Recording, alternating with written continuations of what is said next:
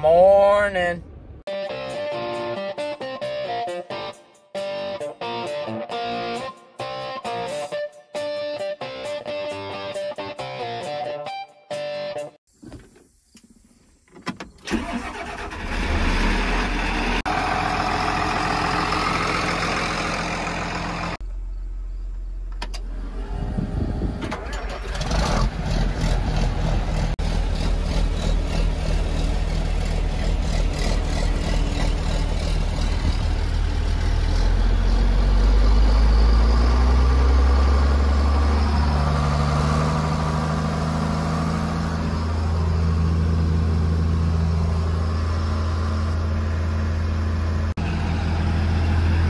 Wipe these off.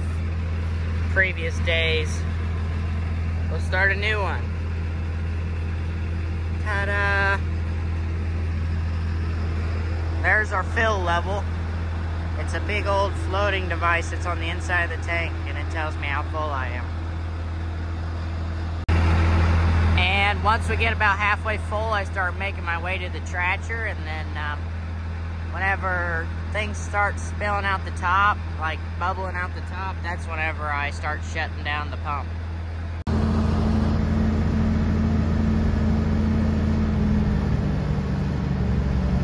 I slow it down just a little bit, wait for it to bubble a little bit more. They're pretty low RPM. There's bubble a little bit.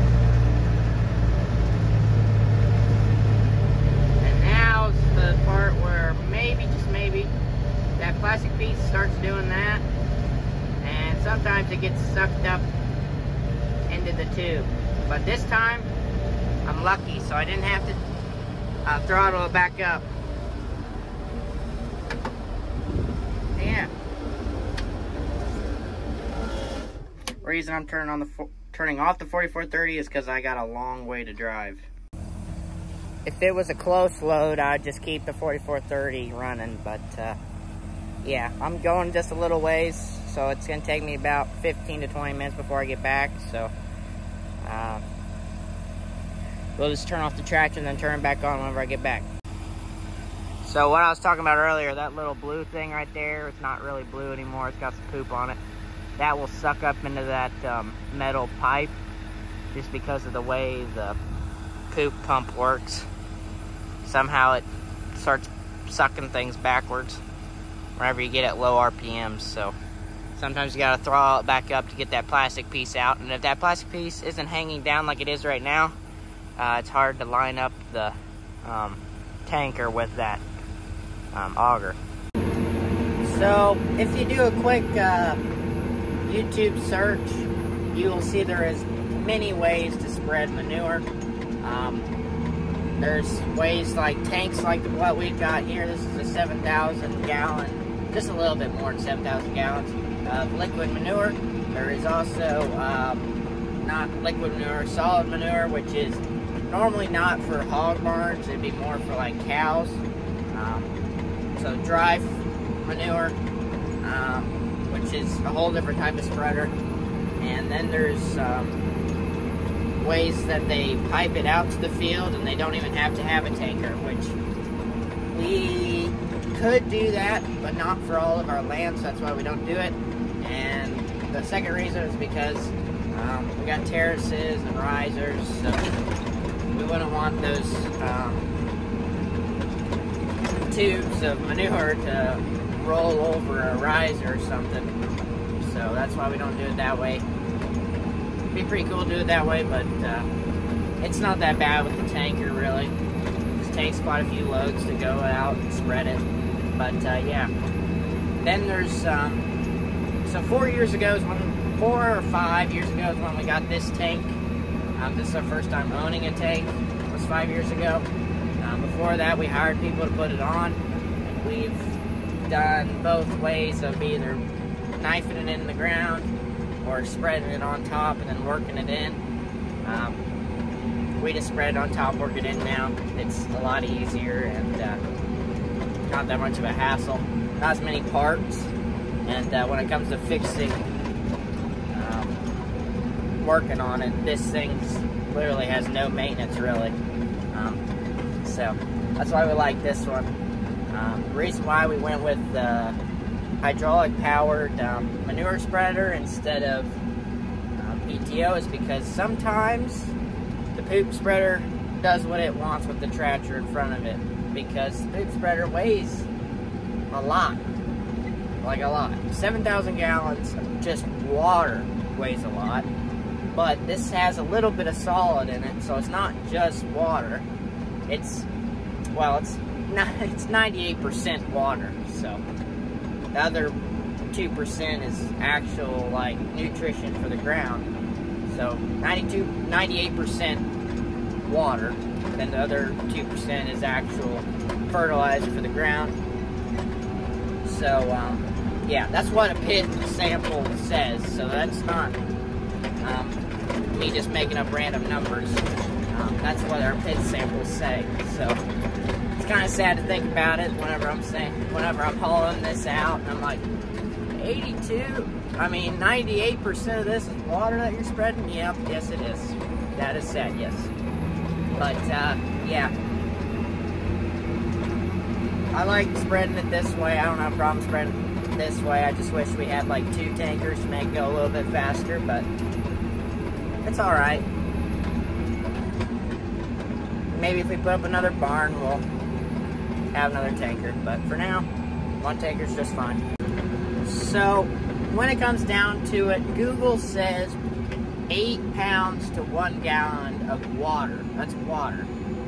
So, but that's kind of a variant. It depends on all types of values. But they say about 8 pounds is 1 gallon of water. So, if this thing was fully loaded with just water, not manure, it would be about 60,000 pounds.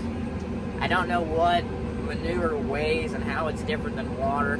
I mean, this is 98% water, so can't be too much different, but that's a big difference in weight. So 60,000 pounds, that's a lot of weight, and this tractor weighs about 35,000 pounds, so that poop spreader tells this tractor what to do.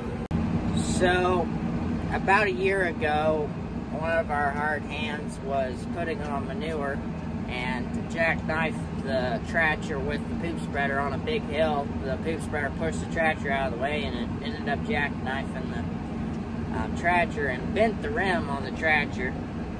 But one of the reasons why this is a hydraulic driven poop spreader instead of a PTO is for that reason, because if you jackknife anything with a PTO, you're going to have to be getting a new PTO shaft more than likely, because that will mess that up. And the reason Dad went with the hydraulic system is because of a few years ago, whenever we didn't have a poop spreader and we were hiring people to spread our poop, they would break a PTO shaft about once a year just because of jackknifing their poop spreader. Because if you get on a big hill and you're trying to turn on the big hill, this poop spreader will either agree with you or disagree with you and will push the tractor wherever it wants to go. So it takes a very big, massive tractor if you're wanting to bully a poop spreader like this. But you don't really need that big of a tractor to pull this thing around. So it's kind of a toss-up on what you would put in front of this. Depending on your land, of course, because if you're not on hilly ground, I'd say this 90-20 is perfect for that, but I think the 90-20 is perfect for it even on our kind of hilly ground, too. We got enough power, we got all that, but it'd be nice to have about 20,000 pounds worth of weight to kind of bully. And I've also always thought it'd be cool if this tractor had a jake brake, just going down a hill, put the jake brake on, and then listen to it. But instead, I just hear the turbo whistling all day. Well, not all day, just on trying to go up a hill. And when I'm going down a hill, I'm just getting pushed. So, yeah, it's something. It's not really hard. You just got to be careful whenever you're fully loaded on what you're going to spread. Now, if you get about half full, spread wherever you want to. It doesn't matter. But if you're full, be more cautious on where you're spreading. And And I'm back for another load.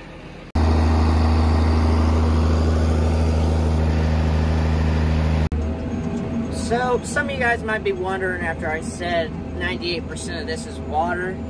You might be like, well, then why you spread it on your farmland? Well, the other 2% is some of the richest fertilizer you can get. There's 13 main ingredients that plants need to grow, and manure has all 13. It's almost like God intended for poop to be used as fertilizer. Your poop that comes out of you could be fertilizer. If you put it by a plant, the plant will do better with that by it.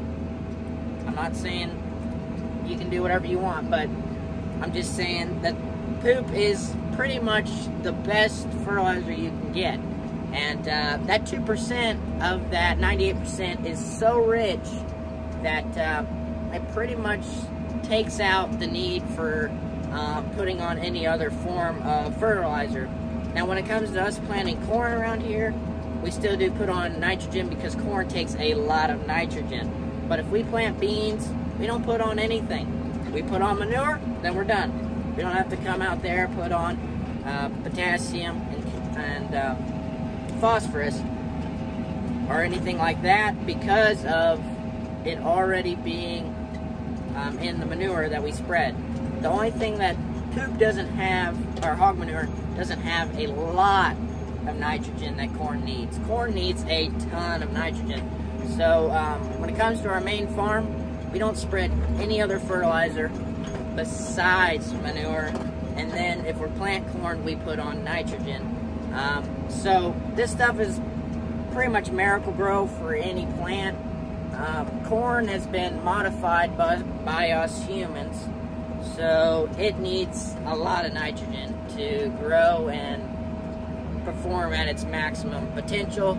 So manure doesn't have enough kick in it to give the corn enough nitrogen, but when it comes to all the rest of the fertilizers that corn needs, it has enough. When it comes to beans, it has enough. When it comes to grass, it has enough.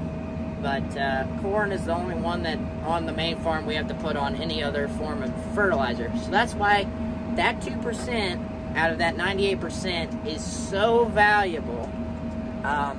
It's free fertilizer, pretty much. That's what it is. And it's the best fertilizer you can get. So it's free to us, but it is a very valuable type of fertilizer. When it comes to other areas of the farm that we can't really, I'm not driving all the way out 30 minutes to somewhere with the tractor spreading the load and then coming back. Those places we still have to put on dry fertilizer. We do that with our dry fertilizer cart. I don't think I've recorded me doing that. I will this fall because that's when we put on our dry fertilizer. But yeah, on the main farm, we don't have to put on dry fertilizer, we just put on hog manure. It's magical stuff. There is places that we do, there is some places on the farm that we have to put on dry fertilizer just because of the terrain that it's on. But yeah, most everything on the farm is just hog manure because of its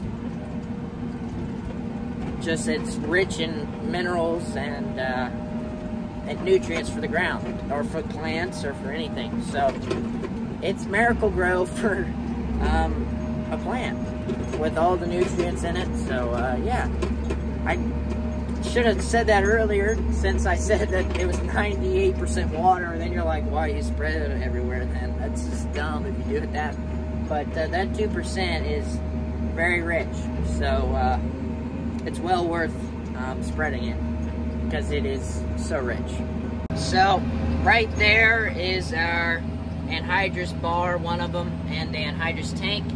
That is what we use to put on the rest of our nitrogen. And we're back. We'll fill those up. Perfect. That was good.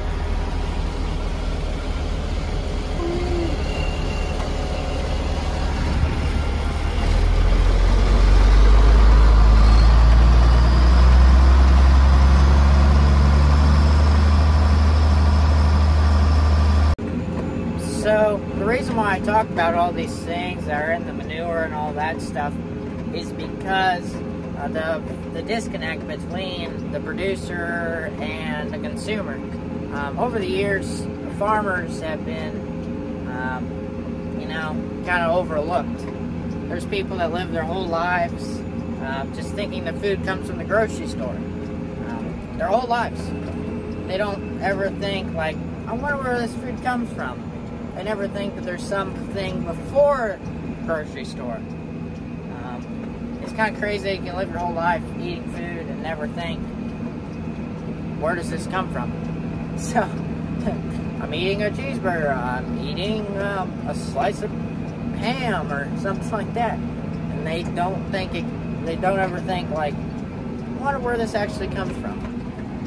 So, there's a huge disconnect, and hopefully, through this channel, that this is what the main purpose of my channel is, either to get other farmers to watch my YouTube channel, because that's what I do.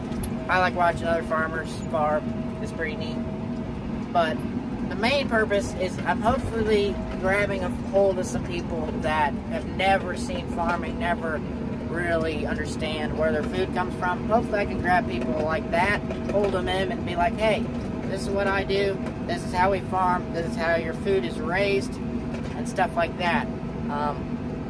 That's my hope, because there's people out there in the city that can live their whole life buying food from a grocery store and never thinking, hey, where does this food come from? And then there's also people that think farmers are bad for the environment, we don't need farmers, get rid of them. And it's just, it's something that I'm just like, are you serious? Do you not know where your food comes from? Like, come on. There's reasons why a farmer does things the way they do it. It's because there's not as many farmers as there used to be. Used to have tons of little farms everywhere. Now, pretty much the way the world's heading, there's so many family farms that are dying because the farmer says, hey, go to college, go become a doctor. And that doctor never comes back and takes care of the family farm, and the family farm dies. It happens a lot. More people realize we are such a small portion of the U.S. population, but we are handling most of the workload when it comes to feeding people. So that's why equipment's getting bigger, the way we raise animals is changing. Well, that's why a lot of things are done differently, is because of the size that farms have to be to keep up with the amount of people that are on this earth. It's hard. And another one. And we're back. Ta-da! We're at 5. Nice and pretty. And another one. So if you're new to this channel, hopefully this channel can be a channel you can come back to in the future. You can do that by hitting the subscribe button. Hitting the like button will get this video to more people to share more information about farming. That's what my channel does here. There's many channels that do the same thing. We're a pretty unique channel. Our farm, we do a lot of different things, so I share a lot of different things when it comes to farming. So if you enjoy that type of content, leave a like, subscribe, and hopefully I can teach you a thing or two about farming, and hopefully you guys can teach me a thing or two about farming in your area through the comment section below. And if you have any opinions, leave them in the comment section below. That's what it's here for. So yeah. And time for another one. Got 7 now. And it's time for another one. Boom. And another one.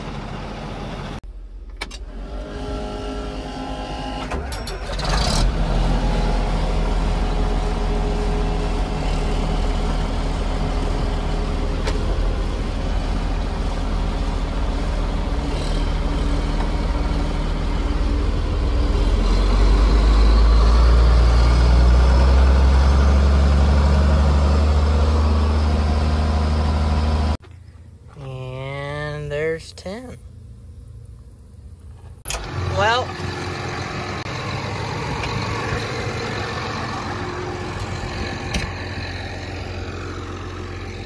I'm about to start a side quest. I did this a while ago.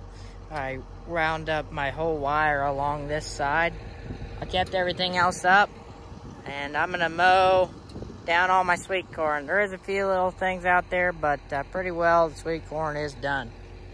They're all, it's junk to this point. We harvested, let's say almost all of it, but yeah, the sweet corn is done.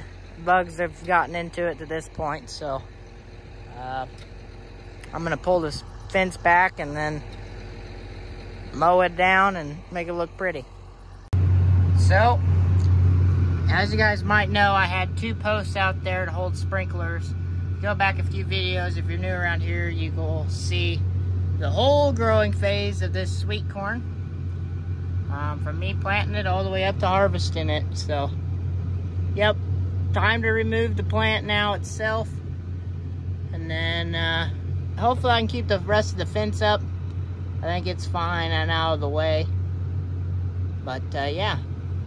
I got rid of the posts, so I'm not going to mow over the 2 posts. I got the 2 little wagons down there that I used to pick the corn, so yeah. Everything's out of there. Now I just got to get rid of it all. It feels pretty weird mowing down corn, but yeah. Bugs pretty much gotten into it to this point. Whatever was left, pretty much, yeah, the bugs took over. But I'd say we had a pretty successful sweet corn patch, and I got it. I don't think I can get very close to that fence. I think you guys can see it, but yeah. Mowing it nice and low. No problems, don't have to worry about T-posts. But yeah.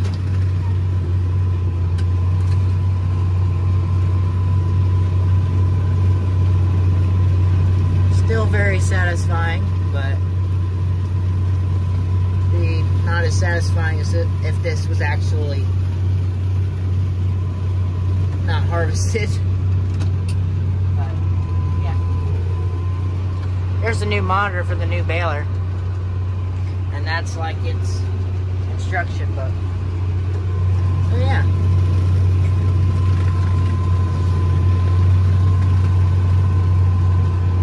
Move that all up and then back up.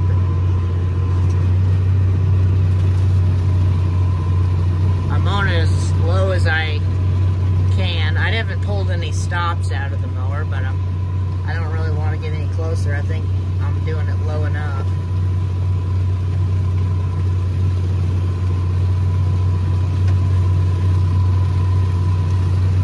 When it comes down to it, it wasn't as weedy as it is now, because this stuff was ready about 3 weeks ago, about a month ago, and there was no grass whenever we picked it, really.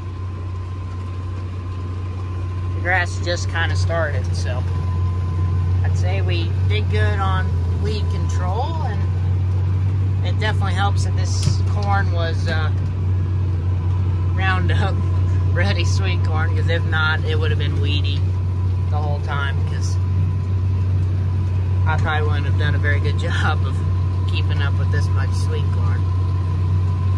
But yeah, we're getting rid of it. Well, there she is. No more corn, just pretty much grass. That's all that's left. Looks nice and sharp. I think that's going to be it for this video, guys. I hope you guys enjoyed. If you did, leave a like, subscribe if you're new around here, and check out the hats and the merch, and the comp are in the description below. And hope you guys are doing well.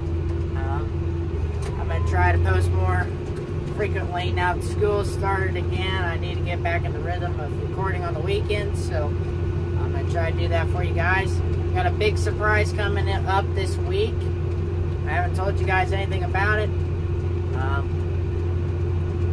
but it's going to be pretty neat whenever we get it.